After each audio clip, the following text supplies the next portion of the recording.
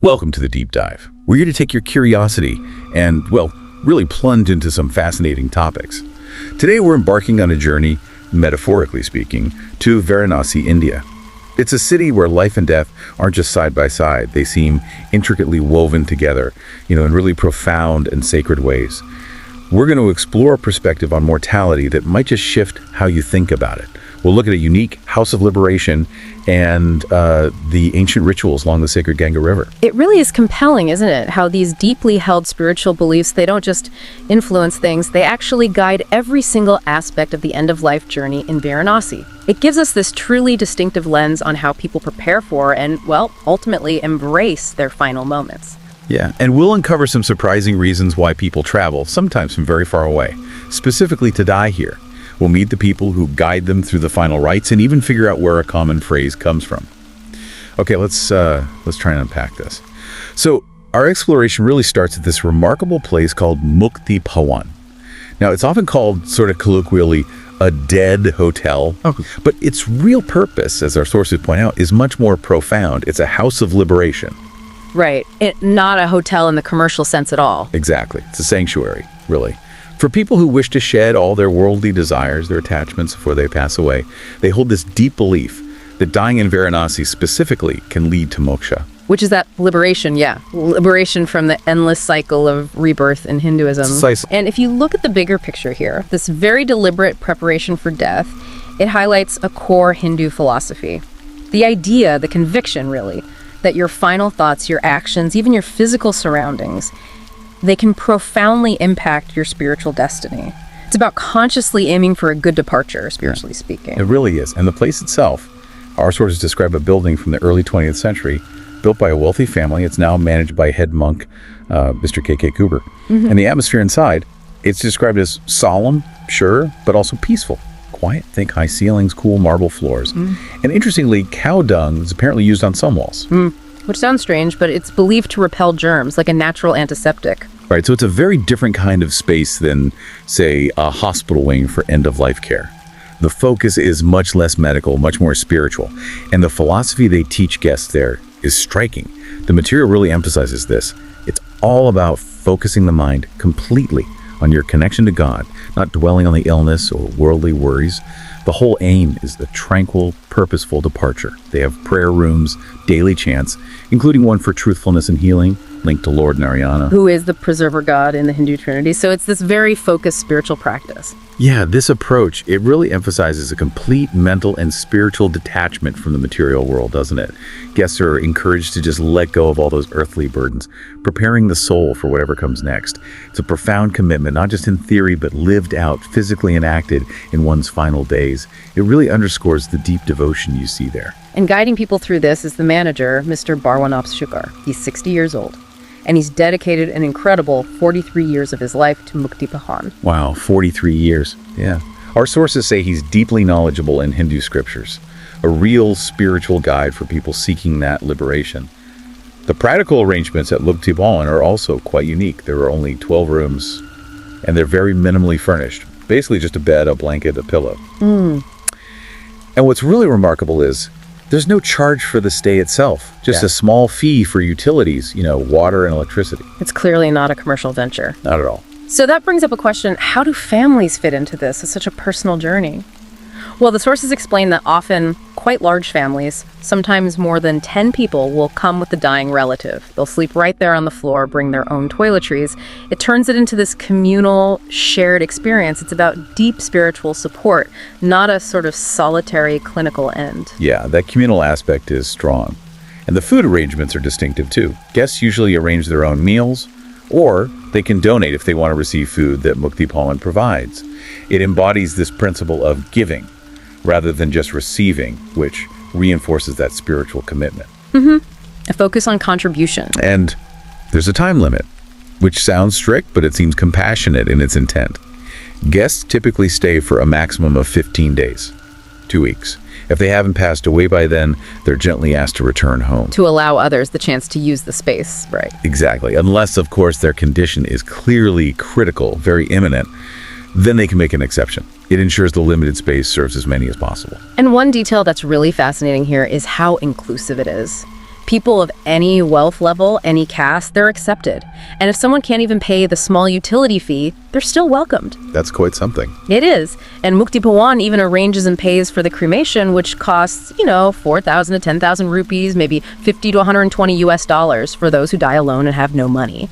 It is absolutely clearly not a for-profit enterprise. No doubt about it. And despite its ultimate purpose, dealing with death, our sources really emphasize how calm and peaceful the place feels. It's such a stark contrast to a typical hospital setting for end-of-life care. It focuses on a dignified, spiritually guided transition away from that often sterile medical environment. Yeah. So from this serene house of liberation, the journey then culminates at Varanasi's sacred cremation ghats. These are the steps leading down to the Ganga River, and this is where the final rites are performed. It happens with this profound solemnity, but also amidst the constant hum of the city's life. Right. And looking at the wider meaning, these elaborate rituals, they aren't just about disposing of the physical body. Not at all. They're believed to actually facilitate the soul's ultimate liberation, that moksha from the cycle of rebirth. It's a central Hindu belief that really informs every single step here. And the cremation process itself is, well, remarkably swift and highly ritualized. After death, the body is prepared quickly. It's cleaned, anointed with ghee that's clarified butter, and then wrapped in cloth, usually white cloth, for purity. But if it's a married woman, she'll be wrapped in a vibrant red sari. Reflecting her marital status and devotion. Then there's the procession to the ghat. And our sources explain that only male family members and friends carry the body. Women traditionally don't participate in that specific part of the ritual, following long-standing customs. And a really crucial part of this whole process is the unique role of the Dom, the cremator. They belong to the Dalit caste, which has historically been marginalized, sometimes seen as outside the main caste system. Yet their sacred duty, tending the cremation fires, it's inherited, passed down through generations. It's a profound and frankly heavy responsibility within Varanasi's spiritual structure. Yeah, and the lore around the Doms is captivating. Some believe they were chosen by God. Others say they're descendants of an ancestor who was cursed by Lord Shiva, the destroyer god. Right, the story goes he stole Shiva's earring at Manikarnika Ghat. Exactly. And so, as penance, they're tasked with this essential service. It makes their role both ritually vital and spiritually quite significant. Now, Varanasi has two main cremation ghats, Manikarnika and Harishchandra Ghat. Manikarnika is considered particularly sacred. The sources mention a belief that Shiva and his consort Parvati visited there. And one of Shiva's earrings fell, prompting Lord Vishnu, the preserver god, to dig a pond there. So it's seen as a site where the divine descended, imbued with immense spiritual power. It's amazing how deeply embedded the symbolism is, isn't it? Like the sacred fire used for cremation at these ghats. It's believed to have been bestowed by Shiva himself. And tradition holds incredibly that it's been burning continuously for 4,000 years, never extinguished. 4,000 years. Yeah, so this isn't just any fire. It's seen as a living symbol of eternal purification and liberation. Wow. And the cremation process itself, practically speaking, involves buying huge amounts of sandalwood. We're talking 200 to 400 kilograms per body, depending on various factors. The cost is significant. Our sources also detail that there's no fixed price for the ritual itself or for the Dom services. Payment can range from nothing, totally free for the poorest, up to hundreds of thousands of rupees for wealthy families. It's based entirely on the Dom's discretion and the family's means. A sort of sliding scale based on circumstance and perhaps status? Seems like it. And before the pyre is lit, there's a very poignant pre-cremation ritual. The eldest or youngest son usually shaves his head, a sign of mourning and respect. Then he offers holy water from the Ganga, mixed with sacred tulsi leaves and a tiny bit of gold leaf, to the deceased. This is believed to purify and bless the soul for its journey. A final blessing. Yes. And after the cremation, the ashes are scattered into the sacred Ganga. The belief is they dissolve within about 7 days, becoming one with the holy river. And even if someone's cremated elsewhere in India, families often make a specific pilgrimage just to bring the ashes to the Ganga for immersion, to ensure that final, crucial spiritual connection. It's central to the whole process. And beyond the rituals, it's fascinating how this practice has even influenced language far away. Our sources point out the origin of a common Thai phrase, Dung Mai Tong Kat. Oh, right. What does that mean again? It means something like, not yet close to death, or your time hasn't come yet. But literally, it translates to, fate has not yet reached the ghat.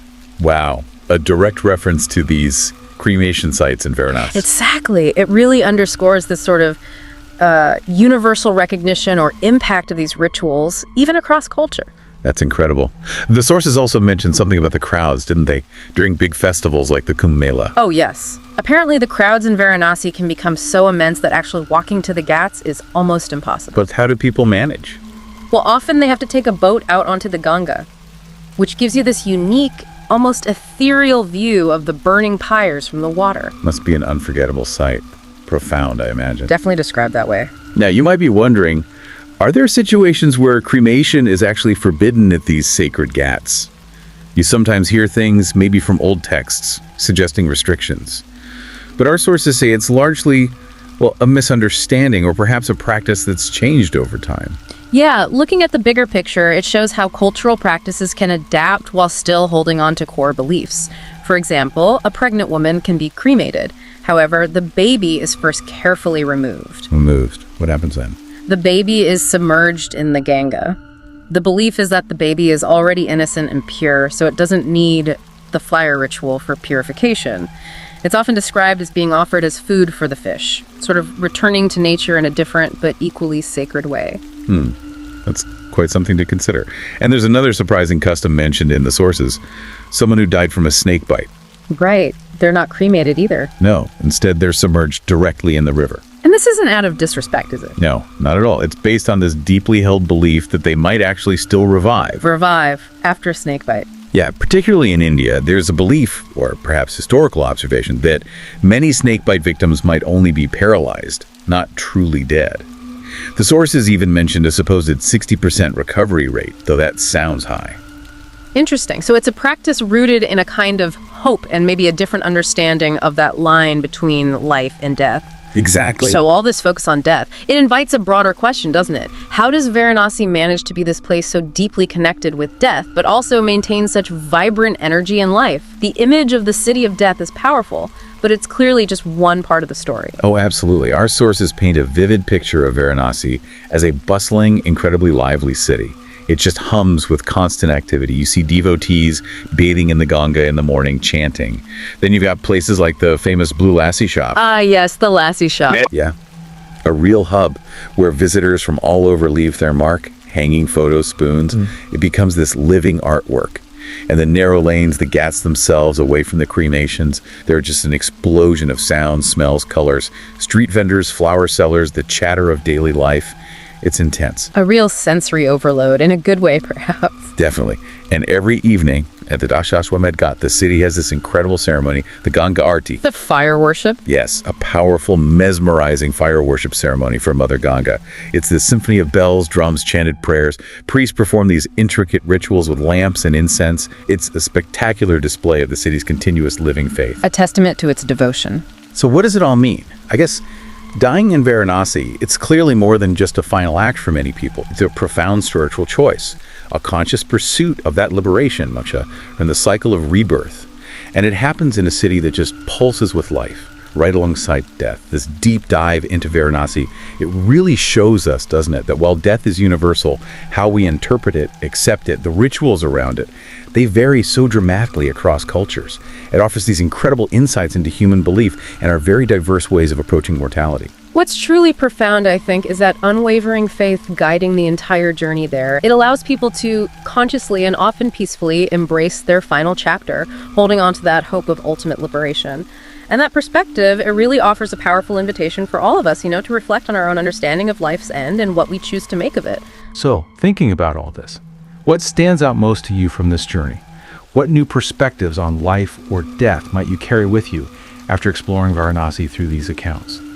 We certainly hope you found this exploration as enriching and maybe as thought-provoking as we did. Thank you for joining us for this deep dive.